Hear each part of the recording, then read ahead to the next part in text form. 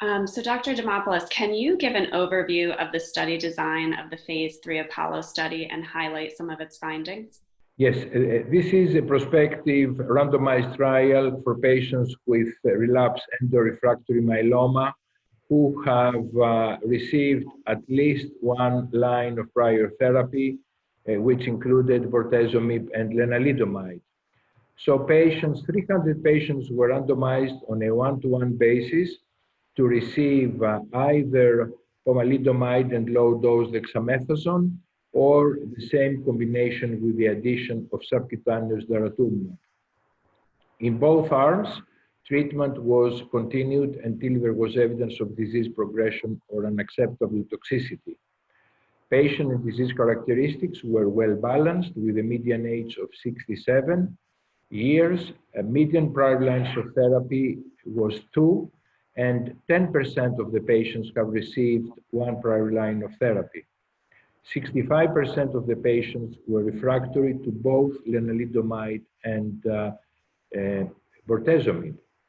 The main endpoint of the study was progression-free survival, and this endpoint was met with an improvement of PFS in favor of the triplet, with a median PFS of 12.4 months versus 6.9 months for pomalidomide and low-dose dexamethasone.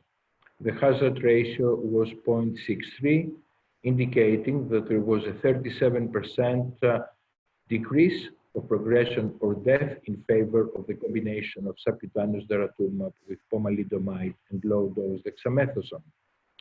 Progression-free survival benefit was seen across all pre-specified subgroups, and more specifically for patients refractory to lenalidomide, the hazard ratio was 0.36.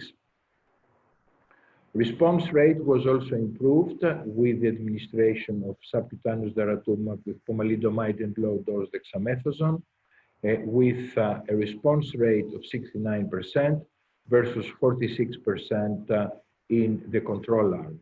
Minimal residual disease negativity was 9% versus 2%. Toxicity profile was consistent with the known safety profile of subcutaneous daratumumab and pomalidomide and low-dose dexamethasone alone. The side effects were equally distributed among the two groups, with the exception of more leukopenia, febrile neutropenia, and pneumonias occurring in the combination of pomalidomide dexamethasone with subcutaneous daratumumab.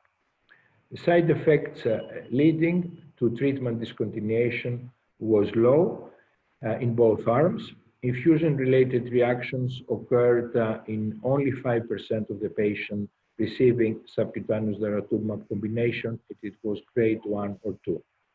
And so daratumumab plus pomalidomide and dexamethasone is FDA approved for patients with relapsed refractory multiple myeloma who have received 2 or more lines of therapy, but the Apollo study was assessing this regimen in patients who received 1 or more lines of therapy. So do you think the study results indicate that this could be used earlier in more patients?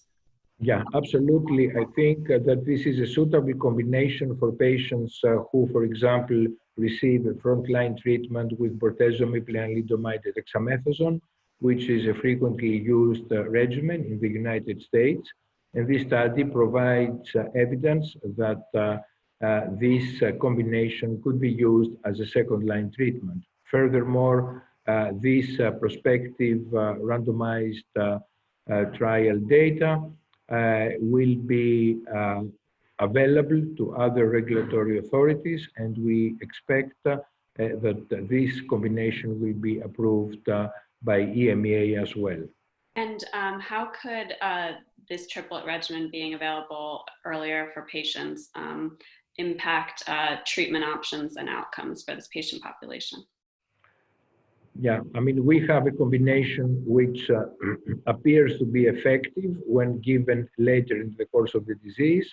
We have data about the patients who have received only one prior line of therapy, and I believe that this combination may be better tolerated and more effective when used as soon as resistance to key treatment drugs such as bortezomib and lenalidomide is observed.